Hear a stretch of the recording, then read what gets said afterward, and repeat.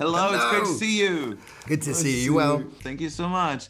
And we've waited 3 years for the sequel after postponing it for a year. So how does it feel to release it finally on the big screen? How do you think about the comeback of movie theaters? We're super excited about it actually, and it gave us more time to work on. Actually, and Sheena more time certainly, you know. Yeah.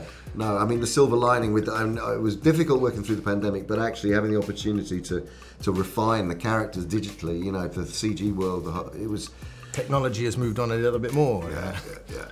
So in many ways, I think the fans will be getting a better movie for it, for sure, without question. Because it was quite an aggressive post-production schedule that we had. So yeah. But now's the time, though. Oh no, we're ready. We're really, really grateful that it can come out now, and super excited for it. Du lebst in meinem Körper, du hältst dich an meine Regeln. Entschuldige, ich weiß nicht, was in mich gefahren ist. Ich bieg das wieder hin. Getting a better movie is one of the positive aspects of the pandemic. So great to have a positive aspect. Tom, and you also did lots of the writing for the movie, so you had a lot of inspirations and imaginations about the story and development of the characters. But the work of directors to bringing this vision to life. So how many discussions did you have finding the right way between each other, and how can we imagine the work together with Andy on set? There's 3 questions there in one, which are all very good. So let me try and peel that apart.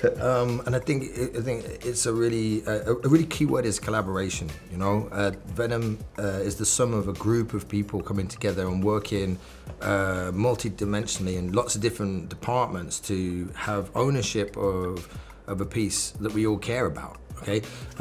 Kelly and I had, came up with a story, but we just debriefed from the first movie and are part of a franchise that we worked with Sony to develop and care and invest deeply in it. We were in the first, and now we're obviously got to work on the, we're in the second. So, but that's not the sum being of it.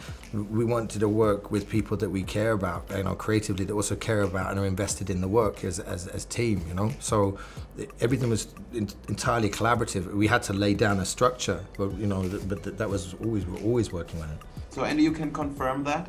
Yeah, 100%. I can confirm that. Are you putting words into my mouth? No. No, we were just talking about team before. No, 100%. No, totally. I can totally confirm that. It was, and the great thing is it's an iterative process between lots of people. So we'd come up with ideas, say for production design with Oliver Scholl, who would present ideas, and then we'd all look at them, and everyone would have an opinion. And it's, for instance, how Ravencroft was going to look. It could have been 100 different things. We all had different ideas of how that was going to look, and then eventually we kind of we whittle it down until we arrive at where we want. And it's arrived that decision by a group, as Tom's saying. Totally, it felt like it was best idea wins at many level, and on vote of like, well, if something was shot down, was it shot down because of what reasons that were justified by a collaborative understanding of the text or what we were trying to work towards? So in that aspect, it wasn't like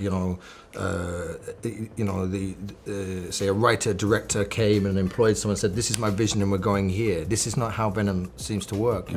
It's a big team. It's a crazy and wonderful environment where the story is, we find and cobble together, we put it down, and then we build on, and we bring people in to bring it to life. And what are their ideas? How would they do it? That's brilliant. Fold it in and start to grow and conjure. And you have to start somewhere with an idea, but it's not. It's found, but with a noble intention to do the best we possibly can with the piece, if that makes sense. Because based on what we think would work to what we hope will work.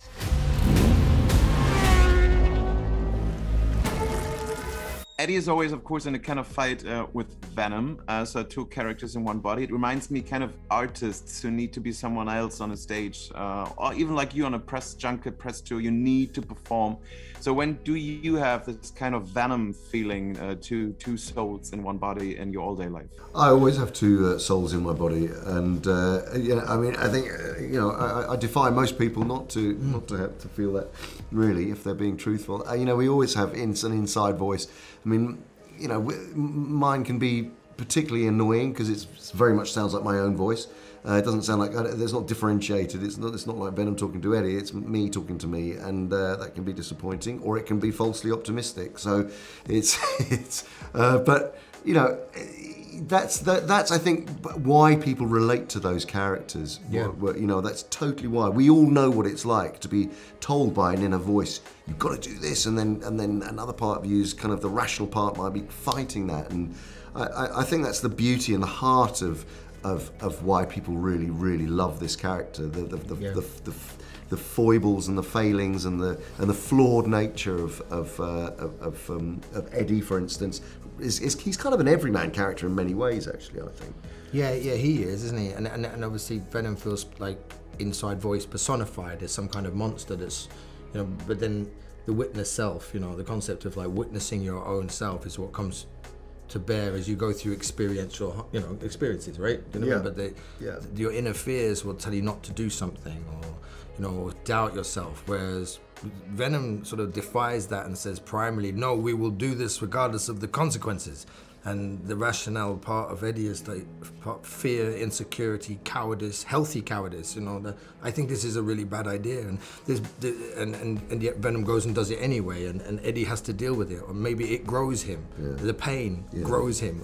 He's happy to take the credit as well. So there's the vanity and the narcissism of the paradox of the human condition. The two of them are very relatable to the interior design. I think certainly of my experience of, you know, just trying to process growing up and going, oh gosh, I think in so many different ways, and which is the right way to do. And I think Eddie and Venom kind of are that. That's the comic personification of that, and then they go out and have adventures. And I think, like, you're right, I think that's probably consciously or unconsciously a really big draw for them.